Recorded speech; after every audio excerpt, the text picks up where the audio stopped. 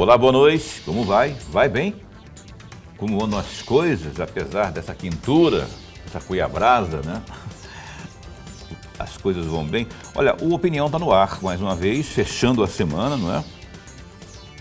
29 de setembro de 2023, satisfação estar de volta com você, ao vivo, programa Opinião, que vai ao ar de segunda a sexta, sempre das 7h30 às 8h30 da noite. Nós ontem estivemos aqui falando sobre coisas de Várzea Grande, lembram, né?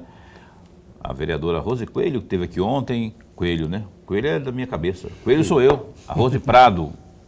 É porque eu conheço uma Rose Coelho também, que não é a que veio ontem. Ontem veio a Rose Prado, a vereadora esteve aqui conosco, não é?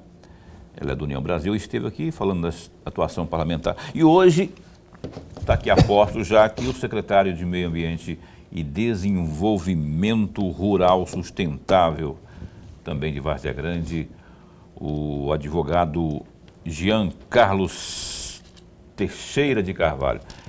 A gente vai abordar esses dois temas especialmente aí, né? Meio ambiente, desenvolvimento sustentável. Vamos falar aí das novidades, investimentos, enfim, especialmente em tempos quentes, de queimadas e por aí vai. Fique atento. E se você tem alguma pergunta aí, alguma sugestão, 99932-2529. Está aí no rodapé para você, manda uma perguntinha aí de texto, não é? Ou sugestão, ou crítica, ou elogio, por que não? Claro. Esteja bem à vontade para interagir conosco aqui no programa Opinião desta noite de sexta-feira. Lorenberg, como vai? Vai bem? Muito bem, Paulo, muito bem. Boa noite, Paulo Coelho, e um grande abraço, mas um grande abraço mesmo a todos os nossos telespectadores, a razão maior do nosso programa. Então, sextou, estamos então abrindo a opinião de hoje. O Jean está aqui, que não faz muito tempo que assumiu a esta vaga, não é? Ele ia substituir ao Célio. O Célio já esteve aqui conosco também, falando aqui das políticas lá em maio, que foi a posse aí do nosso Jean. Muito bom tê-lo aqui, secretário. Obrigado por ter aceito o nosso... Vou perguntando logo, rapaz, o seguinte, o calor está insuportável, as queimadas urbanas, quando elas ocorrem em qualquer ocasião, é tudo lamentável, a gente fica emputecido da vida, na verdade. E quando ocorre nessa época de calor, então, nem se fala, né? Como é que tem sido aí, primeiro, investimentos, depois aplicação de multas nessa época, especialmente lá em Várzea Grande? Boa noite. Boa noite, Paulo Coelho, boa noite, professor Lorenberg. É com imensa satisfação que hoje este secretário se encontra aqui para responder exatamente aquilo que, de fato, a pasta onde hoje eu estou tem a demonstrar. Queimadas. Olha, Várzea Grande, nós tivemos este ano, eu acho que, nós, de certa forma, fomos beneficiados com 2 períodos de chuva, né? Desde que iniciou o período de aridez, que foi em junho, e isso vai se prolongar até o mês que vem, dia 15. Nós temos lá o Preve Queimadas, que é uma campanha com o Corpo de Bombeiros, que iniciou no dia 19 de junho passado e vai se estender até o próximo mês. Neste período, ainda que com esse fenômeno do calor intenso que nós vivemos, eu fui agraciado com 2 chuvas boas neste período, que, de certa forma, diminuiu os focos de incêndio. E, com isso, beneficiou a todos, né? Ainda ontem, nós tivemos uma diminuição no calor da capital e em todo o município, em todo o município mato-grossense, que só beneficiou a todos. Inclusive, aumentou a umidade, né? Vocês monitoram os focos de incêndio? Tem como... pelos bombeiros, para monitorar focos de incêndio urbano, tem? Nós temos uma parceria com o Corpo de Bombeiro nesse período, onde o município ele cedeu para os bombeiros alguns equipamentos e brigadistas, e dependemos das informações do Corpo de Bombeiros para nos subsidiar, né? E com o Ministério Público nós associamos essas informações para posteriormente gerar multas, notificações, aquilo que de fato, né, pode ocorrer. Lorenberg? Secretário, antes de mais nada, registrar nossa alegria. Mas é muito Grato. bom tê-lo aqui para falarmos, sobretudo, da grande Várzea Grande. Todos nós gostamos muito de Várzea Grande. Aliás, nós temos uma audiência, secretário, muito boa em Várzea Grande.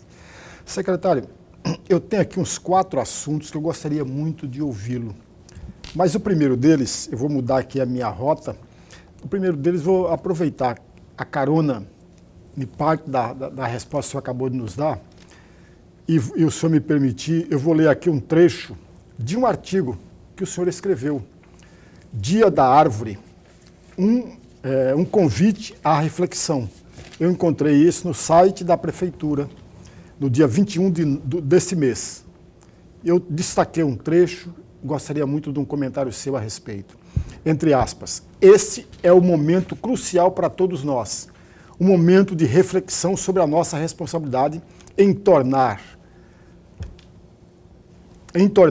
ou, ao menos, contribuir para que nosso ambiente se torne mais acolhedor e habitável entre os elementos naturais que compõem esse esforço para assegurar o calor, para amenizar o calor e melhorar a qualidade de vida. As árvores assumem um papel de destaque. Um ambiente arborizado não só proporciona sombra e frescor, mas também umidade, tornando-o mais agradável e saudável. Fecham aspas. Secretário, eu vou fazer 3 perguntas, muito mais um pedido de reflexão sobre esse momento e o trecho. Recentemente eu tive contato com 4 ou 5 amigos que moram em Várzea Grande e eles reclamaram, em momentos diferentes, separadamente, reclamaram muito de que na cidade, sobretudo no centro da cidade, não tem árvores. E aí a minha pergunta, o senhor concorda com esses meus amigos que moram em Várzea Grande ou não concorda e por quê? A segunda questão, caminhando nessa mesma direção, na sua secretaria há um planejamento de plantar árvores nas avenidas, às margens das avenidas, às margens das ruas, na cidade de uma forma geral, ou não?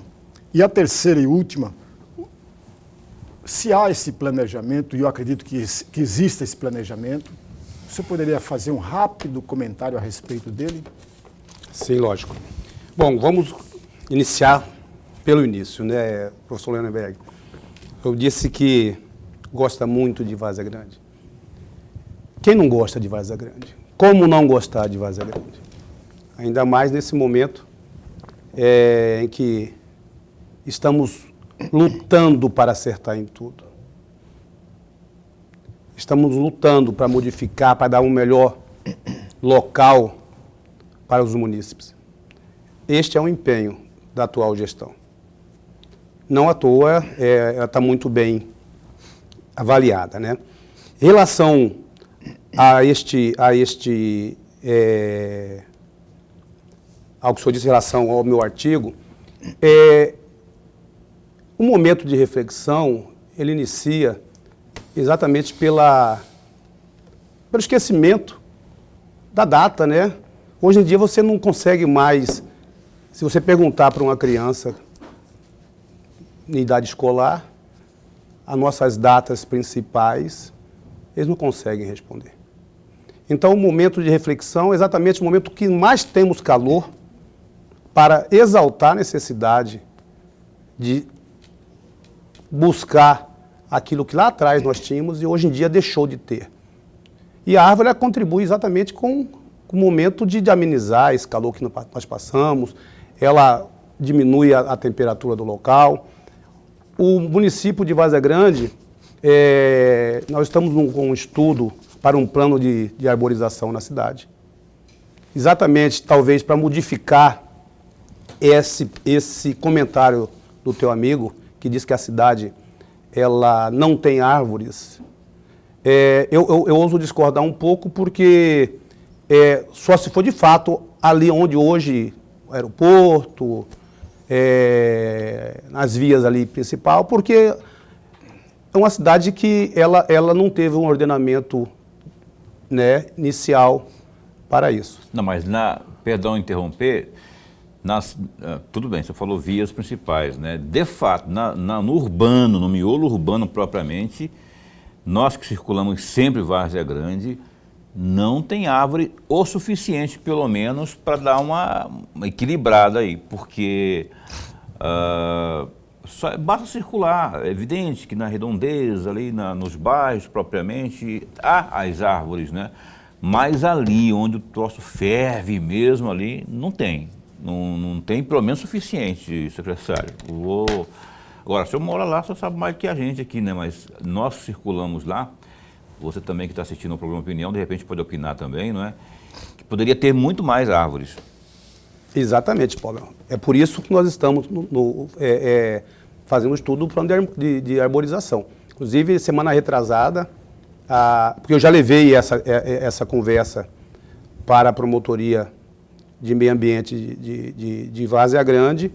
Nós estamos organizando um plano de arborização exatamente para suprir esta necessidade.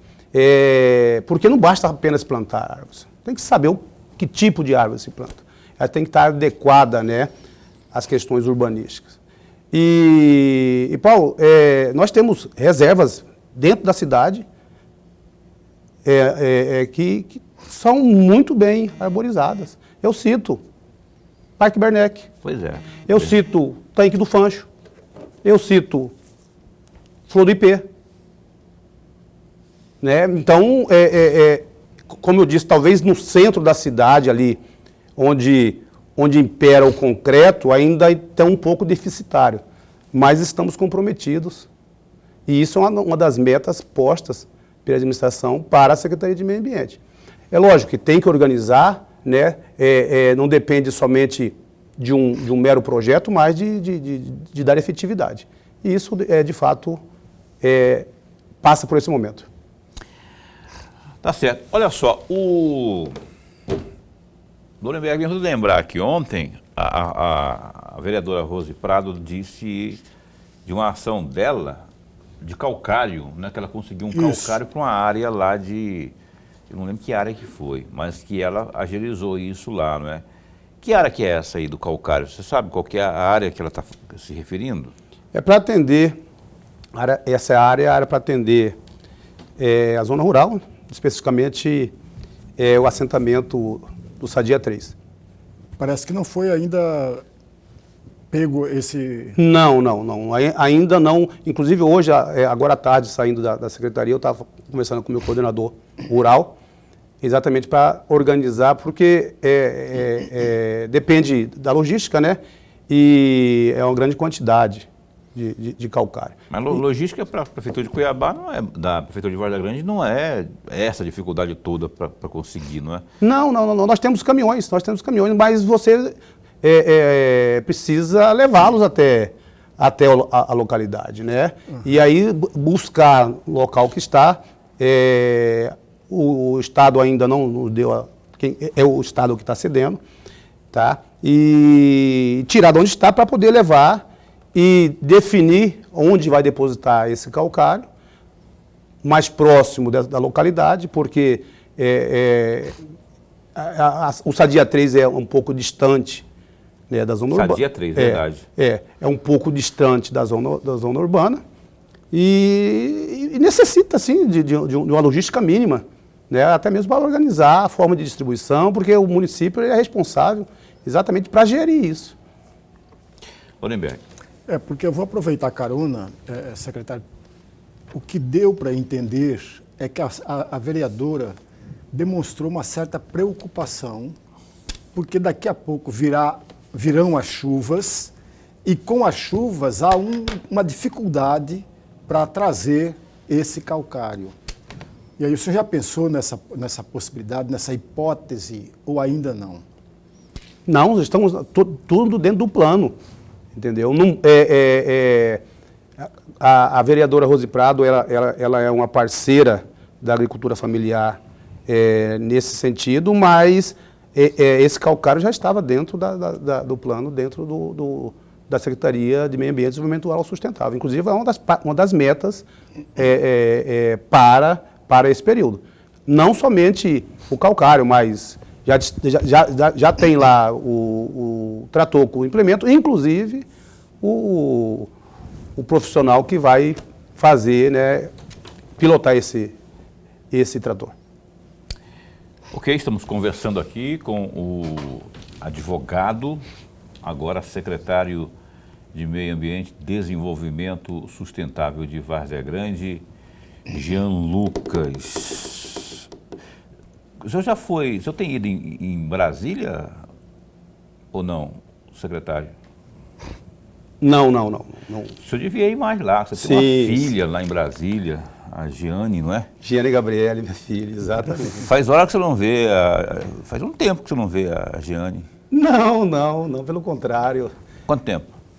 Deve ter uns 2 meses, mais ou menos. 2 meses. Eu ficar 2 meses longe da minha filha, eu fico maluco. Da minha branquelinha. Mas os filhos são exatamente para enfrentar o mundo, né, Paulo? Mas assim, eu não sei, filho é uma maravilha. Filha, então... Por que eu falo isso? A Giane está participando aqui, ela está assistindo você lá em Brasília. Ela está dizendo o seguinte: boa noite, aqui é a Giane, filha do secretário de Meio Ambiente aqui de Várzea Grande, né? O Jean Lucas. Eu quero mandar aí um beijo ao meu pai e dizer o quanto tenho orgulho dele. Um beijo direto de Brasília. Estou com saudades. A Giane está dizendo isso para você. Perfeito. Não tem como deixar de sentir saudade de um filho, né? É um desafio diário tê-la distante. Mas quando ela se formou há pouco tempo, ela fez fonoaudiologia na PUC de Goiás, e decidiu criar asas como os pássaros. Bater asas e voou. E aí só nos resta apoiar e abençoar, né, Paulo? Acho que ter embaixo do braço seria um ato de egoísmo. Ela tem que seguir, sim, o caminho dela e ser muito feliz. A gente cria filho para o mundo, né? Para o mundo. Angustiante a partida, mas o regresso, ele é bem esperado. É bem esperado. É bem esperado. Se renova a cada dia. Giane, então tá dado o recado já, viu? Mas isso não substitui um telefonema mais tarde, não substitui uma visitinha aqui pro velho. Agora ele está cheio de compromisso aqui com esse negócio de secretaria, rapaz. O povo pega no pé e o Calil mais ainda. O Calil é chato pra burro. Ele não deixa, ele liga, eu fiquei sabendo que ele liga pro secretário de madrugada, se for o caso, para cobrar alguma coisa e tal. E há de não atender. Então a demanda aqui é muito grande. Mas ele está bem, aparentemente está bem aqui, está sorrindo e tal. Não sei como é que está o coração, como é que está a saúde, mas está bem, viu? O seu paizão aqui. Obrigado pelo carinho, viu, Giane? Tudo de bom aí. Daqui a pouco eu vou aí para fazer uns exames, umas consultas de fono, para ver se eu consigo falar melhor um pouco, né? Para melhorar aqui a dicção e tal, para apresentar melhor ainda o programa Opinião. Obrigado pelo carinho da sua participação aqui, ao vivo no programa Opinião, tá certo? Me diz aí, produção, alguém abriu aqui o ponto para eu... É para chamar o comercial? Para chamar o intervalo comercial, só que antes tem um recado importante para você aqui, que é o recado para quem está pretendendo armazenar e estocar as suas mercadorias e não sabe onde. Recado da Maxlog. Olha, meu recado é para você que está buscando um local para armazenar e estocar as suas mercadorias. Eu apresento a você a Maxlog, uma empresa que está no mercado há 10 anos e possui uma infraestrutura completa e segurança 24 horas. Atualmente, a Maxlog conta com 3 unidades em Cuiabá e uma unidade em Goiânia. Sua infraestrutura de galpões possui 167 mil metros quadrados de pátio e 55 mil metros quadrados de área coberta. A Maxlog tem como diferencial a oferecer aos seus clientes os seguintes serviços: monitoramento 24 horas por dia, portaria, serviços de carga, descarga para cargas batidas e paletizadas, sistema de pesagem de balança, banheiros e restaurante. A Maxlog também oferece serviços temporários de carga e descarga e ainda armazenamento. Agende a sua visita. Fale com a Maxlog pelo telefone 65-3611-6900. Maxlog, excelência em logística.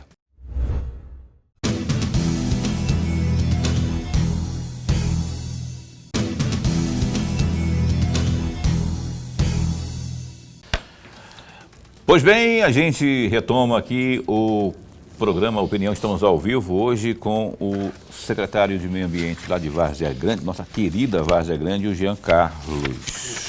João Lucas, Jean Carlos. Eu estou cheio de trocar nome hoje, né? Chamei a vereadora lá de Rose Coelho, quando é Rose Prado. Mas é assim, a idade vai chegando, a gente vai ficando meio... Perdão pelo ato falho, pelos 2 atos falhos, que sejam só os 2 por hoje, tá, Lorenberg? Já que é sexta-feira.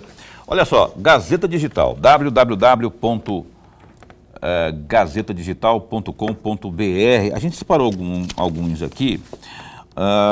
O Júlio Campos, que é o deputado estadual, ele se queixou da falta de critérios do União Brasil para a escolha de um candidato a prefeito, aqui no caso de Cuiabá, né? Ele avaliou que esta pressão que surgiu com interesse de Eduardo Botelho e Fábio Garcia no cargo foi motivado por isso. Ele também declarou que a tendência é de que apoiará a candidatura do presidente da Assembleia Legislativa nas eleições de 2024. Fábio Garcia e o presidente da Assembleia, o Eduardo Botelho, são os principais nomes do União Brasil para a disputa ao cargo de prefeito de Cuiabá em 2024.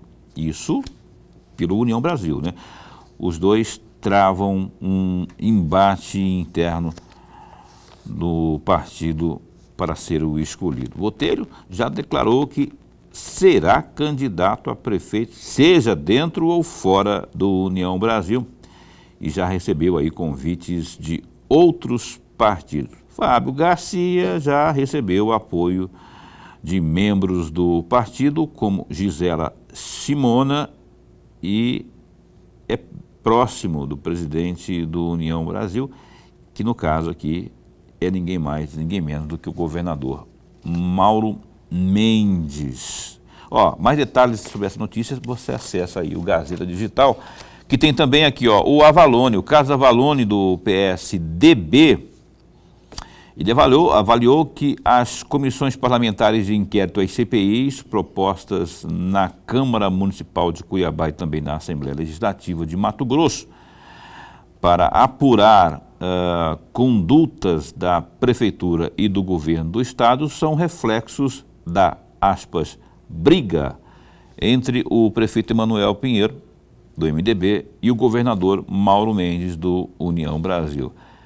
A gestão de Emanuel Pinheiro já foi alvo de algumas proposituras de CPI, como a dos medicamentos vencidos encontrados no Centro de Distribuição de Medicamentos e Insumos de Cuiabá, a CDMIC, por exemplo, sendo a mais recente a CPI do calote, que buscava investigar aí o projeto de lei do Executivo Municipal que pede o parcelamento da dívida milionária do município. Ainda na Câmara, uma CPI apura supostas irregularidades cometidas pelo Gabinete de Intervenção do Estado na saúde da capital. Na Assembleia já, não é? Por outro lado, o deputado estadual Wilson Santos, do PSD, busca a abertura de uma CPI para investigar um suposto esquema de fraude na Secretaria de Estado de Saúde. Faltam algumas assinaturas, duas assinaturas para essa CPI virar verdade. O governador Mauro Mendes, do União Brasil, revelou que o governo não tem intenção de comprar o prédio da Santa Casa de Misericórdia de Cuiabá, conforme sugestão da Assembleia Legislativa, para pagar a dívida trabalhista de 912 ex-funcionários da unidade hospitalar. A gestão trabalha com a possibilidade de desativar o hospital sob a responsabilidade do Poder Executivo. Tão logo consiga inaugurar o Hospital Central, localizado aqui no Centro Político Administrativo da capital. A proposta para comprar o hospital surgiu em reunião do Colégio de Líderes da Assembleia com o secretário de Estado de Saúde, Gilberto Figueiredo, na quarta-feira, dia 27. As dívidas trabalhistas somam 48 milhões de reais. Caso não tenha acordo com o governo, será feito então um leilão do prédio para pagamento, conforme entendimento da Justiça do Trabalho. Mais detalhes aí do Gazeta Digital, www.gazetadigital.com.br. Aí eu fico pensando aqui com os meus botões, né, Lorenberg? Essa questão da dívida são mais de 900 pessoas, mais de 900 famílias dependendo de algo que lhe é direito. O governo, é uma sugestão? É uma sugestão, não é interferência, não é no executivo, não. É uma sugestão. Seria uma boa porque o governo poderia resolver isso, né? O que eu fico intrigado, usando a prática, o exercício da empatia, eu fico intrigado que o governo não desperta para solucionar esse problema que já dura 5 anos, salvo engano, desde 2018. Desde a época quando o governo assumiu lá, não é? Foi mais ou menos 2018. É muito tempo e é um direito deles, não é? E aí não tem assim se debruçar para trazer. Tem dificuldade para financeira agora, que eu acho muito pouco provável? Acho pouco provável. Eu acho, acompanhando as informações que são fornecidas pela Transparência, pela Secretaria de Estado de Fazenda, o governo tem arrecadado bem, graças a Deus, os cofres do Executivo Estadual estão bem, obrigado. Tem dinheiro entrando na UFA lá, né? Por que não se faz um planejamento, chama lá o Basílio, chama o Galo da Fazenda, o Basílio lá do planejamento, o Gilberto Figueiredo, para se chegar num denominador, traça aí um planejamento, chama os 900 e faz um escalonamento aí, parcela, eles vão, pelo menos vão resolver isso aí. Aí, quanto ao prédio propriamente, já embarco e concordo com a Assembleia. Por que não transforma aquilo lá, por que não compra e não transforma aquilo lá no tal hospital da criança que está sendo prometido faz muito tempo? Sem falar que o Hospital Santa Casa já virou referência no atendimento infantil, de pediatria, por conta desses tempos sombrios aí que a gente viveu, pandemia e pós-pandemia, por exemplo. Tem gente que eu conheço que sai do Pedra 90, vem para cá, porque ali é 24 horas, porta aberta, e recebe e atende, e o pessoal sai satisfeito, porque sabe que aqui tem um atendimento, não é? E aí fica essa coisa, não sei se é birrinha, e aí eu já dei minha opinião, eu queria que você desse a sua também. Paulo, muito rapidamente, amigo, só uma observação a ser feita.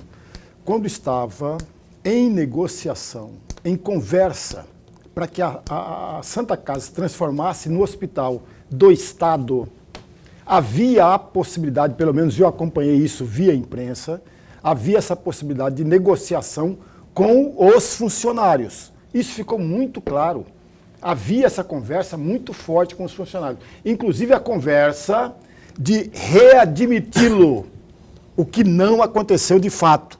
Muitas pessoas que eram funcionários e que dependiam desse emprego perderam o emprego tão logo o Estado tomou conta da Santa Casa. Então a negociação que havia começou a degringolar. O certo seria, antes de assumir de fato a Santa Casa, essas coisas, Paulo, deveriam estar acertadas já há muito tempo. Inclusive a questão trabalhista. Porque uma vez que você assumiu o bônus e o ônus. Você não assume só a coisa boa. Ao assumir a direção da Santa Casa, você também assume todos os problemas, inclusive trabalhista. Então faltou sim um planejamento, faltou sim um plano de trabalho, faltou sim um entendimento melhor para que aquelas pessoas não tivessem nessa situação até hoje. Se você casou com a viúva, o que você vai fazer? Você vai excluir os filhos? Não, você vai assumir os filhos, né? Então, casou com a viúva, assume os bacuri, porque é assim que funciona em todo lugar. Aliás, falar em viúva, pelas informações que nós temos, desses 912 aí, alguns já faleceram. Pandemia. Lá na Gazeta saiu essa informação esses dias, de que não, dos 912 aí, já teve, do escopo, né, do total de funcionários que estão reivindicando esses direitos aí, alguns já não estão entre nós mais, né? Então, mais um fator que agrega aí, que torna mais dramático esse momento aí dos servidores lá. Eu fico torcendo para que haja bom senso da parte, especialmente do governo, em sanar essa questão trabalhista. Aí depois, se vai vender, se não vai, se vai se desfazer ou não do Hospital Santa Casa, aí já é uma decisão diretamente do Executivo, ele faz o que ele entender. Eu defendo que se transforme numa unidade de pronto atendimento pediátrico, porque está dando certo. Vou pedir para o Lorenberg abrir o bloco de perguntas. Nós estamos recebendo aqui hoje, para não falar de novo, para não errar de novo, vou ler aqui, é o Jean Lucas Teixeira de Carvalho, secretário de Meio Ambiente de Várzea Grande. Secretário, ainda no site da Prefeitura, no dia 14/8 deste ano, há uma frase que é do senhor, inclusive, a Feira da Agricultura Familiar em Várzea Grande é uma iniciativa que demonstra o compromisso da gestão em apoiar e fortalecer a agricultura familiar no município. Fecham aspas. E aí eu aproveito para fazer uma indagação. Além da feira, que ocorre parece que mensal, né? Isso. Essa feira da agricultura familiar, além dela, quais são as principais outras ações da Prefeitura, da Secretaria que o senhor dirige, com a relação à agricultura familiar? Professor, além da feira, existe uma prática constante de assistência técnica nas regiões assistidas pela Secretaria. Existe um apoio de levar material, buscar material. Existe o apoio de distribuição de mudas de frutíferas. Existe todo as associações com as entidades que auxilia com cursos como Sebrae, como a própria, essa aqui, o próximo aqui, que faz mensalmente faz os cursos lá. Em síntese, nós estamos próximos do produtor, de tal forma que ele está se sentindo mais seguro com tudo que nós estamos fazendo no nosso município.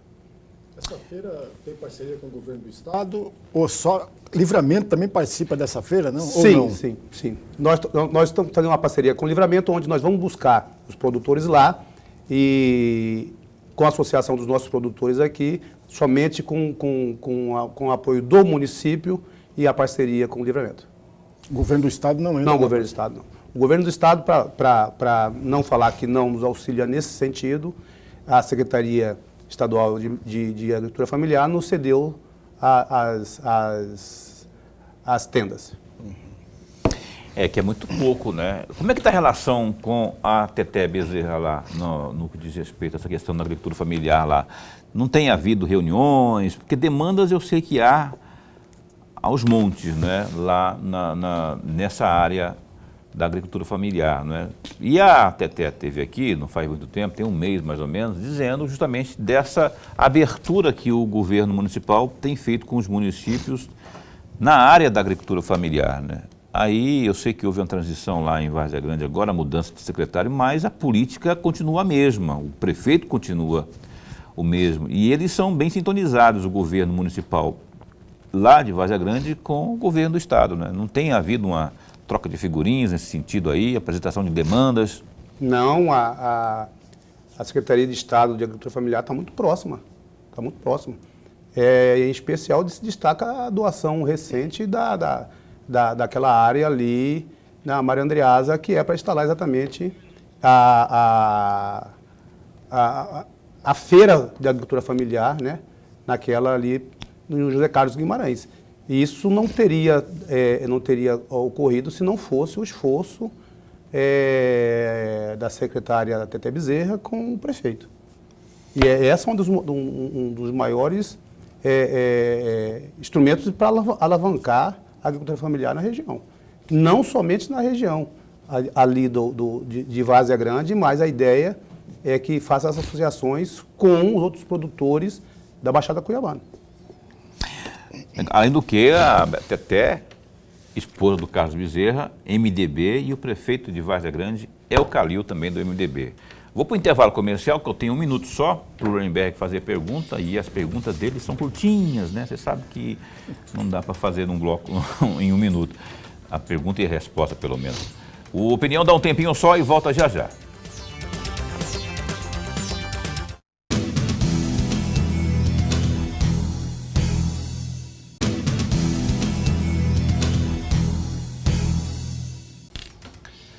A gente está de volta com o programa Opinião, o último bloco de hoje, aqui apresentando entrevista ao vivo com o secretário de Meio Ambiente e Desenvolvimento Rural Sustentável de Várzea Grande, o Jean Lucas Teixeira de Carvalho. Eu quero mandar aqui um abraço que está aqui no grupo, que está mandando um oi, não é? Eu marquei aqui, rapaz, tá, a Luziane aqui do Porto. Do bairro Porto, mandando aqui um abraço para todos do programa. E também, que mais? O Pedro Henrique, que está assistindo ao programa lá no Jardim dos Estados, Várzea Grande, e a Ana Laura, que é do Jardim Imperial também de Várzea Grande. Está com esposo e família assistindo lá no Jardim Imperial. Obrigado pelo carinho da companhia de vocês, pela audiência aqui no programa Opinião. Professor Lorenberg. Secretário, eu gostaria muito de ouvi-lo a respeito do Parque Tanque do Fancho, né? Houve uma época, aí o senhor me confirma se essa notícia que eu li é ou não verdadeira. Houve uma época, muito recentemente, que a Prefeitura e a sua Secretaria estavam trabalhando para transformar esse parque em parque municipal. Esse processo é verdadeiro? Qual é o avanço desse processo em transformar o Parque do Fancho num parque municipal? Professor Lorenberg, deixa eu só complementar a resposta do senhor anterior. Em relação à agricultura familiar, nós apresentamos 8 projetos para o BID Pantanal, a semana passada, em uma reunião no gabinete do prefeito na sexta-feira passada, e hoje apresentamos as planilhas que vai contemplar em torno de 73.530.000 reais direcionada à agricultura familiar do município. Em relação ao tanque do Fancho, sim, nós iniciamos uma atividade para mudar a categoria dele para um parque municipal, que é uma unidade de conservação com mais restrições. E nós estamos já foi apresentado o plano de manejo. Ontem eu levei ele à aprovação do Conselho de Meio Ambiente. Após essa aprovação, nos resta agora somente publicar o decreto, que já está na Procuradoria do Município para efetivar. E, além disso, nós vamos agregar a ele mais 1,2 hectares para poder aumentar a área do parque. Já, questão das multas aplicadas lá, qual o montante? Vamos pegar o último período aí, eu não sei se dá para fazer já um balanço de 2023, mas como que tem sido essa arrecadação, se ela está realmente sendo paga, porque tem muito recurso, as pessoas quando são multadas recorrem, não é? E esse dinheiro para chegar no caixa da prefeitura demora muito. Como é que está sendo acompanhado isso aí? Então, multa é algo bastante ingrato, né? Ainda que se tenha um volume, não se pode esquecer do contraditório, ampla defesa, da habilidade de quem está manejando esses recursos, que não se esgota na via administrativa, né? Uhum. Pode, inclusive, ir para o Poder Judiciário para avaliar questões de legalidade. Então, multa ele nem sempre se transforma em algo exigível de imediato. A grande maioria das vezes, só se paga a multa quando é lançado em dívida ativa. A não ser aquele que, de fato, precisa de uma certidão, né, que precisa regularizar coisa pontual, né? Regularizar a situação. Então, multa nem sempre é a melhor solução para o meio ambiente. Eu sempre falo isso para a minha equipe. A solução para o meio ambiente, ela não se justifica só na multa. Ela se justifica no embargo. O embargo, às vezes, ele traz muito mais solução do que uma multa, uma notificação. Entendeu? Então, não basta somente multar. Um dos objetivos claros do prefeito é levantar a conscientização. Porque já que a multa ela não transforma em pecúnia de forma imediata, vamos conscientizar, né, o infrator para que ele possa corrigir o seu ato. Que eu acho que também no mundo democrático, eu acho que é o caminho, a solução de fato é a conscientização. Senão nunca vamos chegar a bom termo. Eu já acho também que a solução para o meio ambiente não é multa, não é nada que possa ser tão radical assim. Eu acho que a solução está na educação ambiental. Educação ambiental, e aí envolvendo crianças, né? A comunidade escolar, por exemplo, acho que tinha que estar lá. Não é só no dia da árvore, não. Dia da árvore, vamos lá plantar uma arvorezinha. Não, todos os dias, todas as semanas, pelo menos, né? Ter alguma coisa, ter palestras com constância, né, para que as pessoas, as crianças assimilem, porque elas são o varzegrandense do futuro. Uma opinião sua, mudando de assunto, como é que vocês têm, a sua secretaria tem acompanhado a situação dos ribeirinhos que estão ainda em Polvorosa por conta dessa questão da pesca, né?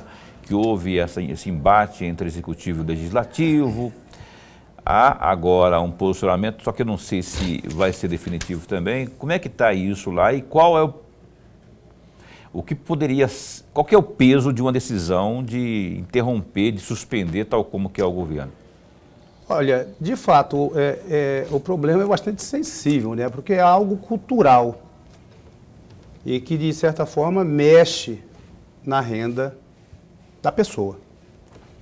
Olha, a discussão para a Secretaria de Meio Ambiente e Agricultura Familiar, ela ainda não chegou, porque envolve leis estaduais, né, que nós somos limitados à nossa região. Mas a Polvorosa, principalmente nas regiões ribeirinhas, infelizmente, os pescadores receberam com um desconforto grande, né? E vão ter que direcionar a atividade remuneratória dele para outra atividade. Certamente será a agricultura familiar. E se isso ocorrer, de fato, nós teremos que dar assistência como damos a todos. Com certeza. Nuremberg? Secretário, vou aproveitar, deixa, Paulo, numa questão anterior, falava exatamente da educação, que é o melhor caminho, o melhor instrumento para a orientação da questão do meio ambiente. Recentemente foi realizada a Semana do Meio Ambiente em Várzea Grande, no mês 6, para ser mais preciso, entre dia 5 e 7 de junho. Qual é o balanço que o senhor faz a respeito dessa Semana do Meio Ambiente em Várzea Grande? Professor, algo mais gratificante da Secretaria é exatamente a nossa parte de educação ambiental. Nós temos uma equipe muito boa, situada no Parque Bernec, hoje sob a gerência da Nilza, sob a supervisão da coordenadora Cíntia, que temos envolvido, além do pessoal da Secretaria de Meio Ambiente, com auxílio da Secretaria de Educação do município. E a educação ambiental, ela é permanente. Todo dia nós temos atividade. Não nos esgotamos somente na Semana do Meio Ambiente. Todo dia nós temos atividades. Inclusive, a semana que vem nós vamos encerrar uma campanha de redação exatamente sobre as queimadas, com as crianças do município. Então, é algo permanente e que nos traz muito resultado. Por quê? Eu sempre, quando estou com eles, eu falo, vocês são a semente do amanhã. Sim. Nada mais prático do que germinar uma boa semente. Com certeza. Aí sim, aí eu bato palma, porque é um negócio que envolve criança, que envolve a geração do futuro, né? Eu tenho aqui também, nessa reta final, um assunto para abordar contigo, secretário Jean, que é uma marca deixada, na minha opinião, pelo maior governador que esse estado já teve, que foi o Dante, né? Eu estou falando do BID Pantanal, que esteve deixado de lado por algum tempo, agora estão tentando ressuscitá-lo, não é? É algo que envolve a bagatela de 400 milhões de dólares para Mato Grosso e Mato Grosso do Sul. Como é que está isso? O senhor está acompanhando isso aí? Tem, para Várzea Grande, que seria o município mais beneficiado, um dos grandes beneficiados, como é que está esse desenrolar aí? O momento é único, né? Ainda ontem não, hoje, nós encerramos o envio dos projetos. É algo em torno de 80 milhões para para Várzea Grande.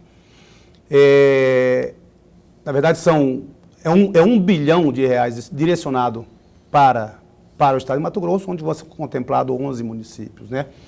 E, a princípio, achava que era muito dinheiro, e quando você começa a materializar os projetos, você vê que é pouco, né? Ainda que a nossa zona rural seja pequena, comparado com os demais outros municípios, ainda assim nós direcionamos 15 milhões 730 para a bovinocultura de leite, que é um estudo da Empaer com parceria com o município. Nós estamos direcionando 1 milhão para a construção de uma casa de mel, porque em parceria com a Secretaria de Agricultura Familiar, nós distribuímos várias caixas de mel no município. Nós direcionamos 7 milhões para a oricultura e irrigação, que é uma das produções que nós temos no nosso município. 10 milhões de reais para a piscicultura, que vai reformar algo em torno de 400 tanques de peixes. Vamos direcionar 22 milhões para um sistema de lodo orgânico. aproveitando o resíduo do tratamento do DAI. Ótimo. Ou seja, nós vamos solucionar um problema ambiental local transformando isso em resíduo para a agricultura familiar, inclusive com o auxílio da Empaer. 5.800.000 para o turismo rural, para alimentar ali as áreas de gastronomia do nosso município. Nossa, que é muito rica, né? Cadeia de frutas, legumes e verduras, relacionar R$ 1 milhão de reais, e com isso nós vamos estimular as mulheres, a permanência das mulheres no campo, porque chegamos à conclusão que o homem só fica lá se a sua esposa estiver do lado, né? E mais 10 milhões para a cadeia de avicultura, com auxílio das mulheres, porque toda propriedade tem a sua galinha caipira, tem a sua postura de ovos, por que não aproveitar isso para gerar renda? Então, algo do setor de 73 milhões de projetos para o município, para a agricultura familiar. Isso proporcionado pelo BID Pantanal. Que ótimo, hein? Muito bom mesmo, muito bom mesmo. Falta inserir aí o tanque, a abertura, né? O pessoal que quer abrir o seu tanque para piscicultura tem dificuldade danada, inclusive os empecilhos maiores, principais, são da questão ambiental, justamente, né? Solo, essas coisas todas aí. Lorenberg, olha só, rapaz, tem aqui 1 minuto e meio. Eu queria que você fizesse uma perguntinha rapidinha aí, de uns 20 segundos, para ele responder em 1 minuto. Muito rapidamente, secretário. Recentemente eu estava acompanhando uma avaliação, uma análise a respeito da região rural em Cuiabá. E havia a saída de pessoas do meio rural para a cidade, os filhos. Em Várzea Grande acontece a mesma coisa? 1 minuto. Não tanto. Não tanto porque é muito mais próximo, né? E a nossa zona rural, ela está bem, com infraestruturas boas, né? Então, internet, energia. Então, aquilo que seduz o jovem aqui está à disposição dele. Agora, uma palavra final, professor. Lembramos que meio ambiente é dever de todos, não é somente do município. O meio ambiente a nós nos pertence. Era o que eu poderia falar. Verdade. Todo mundo tem que estar comprometido com a preservação do meio ambiente, e a educação ambiental, ela é vital nesse processo todo aí. Jean Lucas Carvalho, Teixeira de Carvalho, obrigado por ter vindo pela primeira vez, que seja a primeira de uma série de outras tantas. O programa Opinião continua a posto para bem informar. Um abraço lá para o Calil, inclusive. Eu agradeço ao professor Lorenberg. Sempre que possível, sim, estarei aqui respondendo a pergunta dos senhores. Valeu. Abraço para a Jeane também, lá de Brasília, lá, toda cheia de orgulho do papai. Tá certíssima você. Honre os seus pais, viu? Tá na Bíblia isso, inclusive, viu, Jeane? Obrigado. Lorenberg, então, segunda-feira? Até segunda-feira. A Gisela Simona, deputada federal, pela União Brasil, vai estar conosco aqui ao vivo às 7h30 da noite. Bom fim de semana, se cuida, viu? Fica bem, fica com Deus também.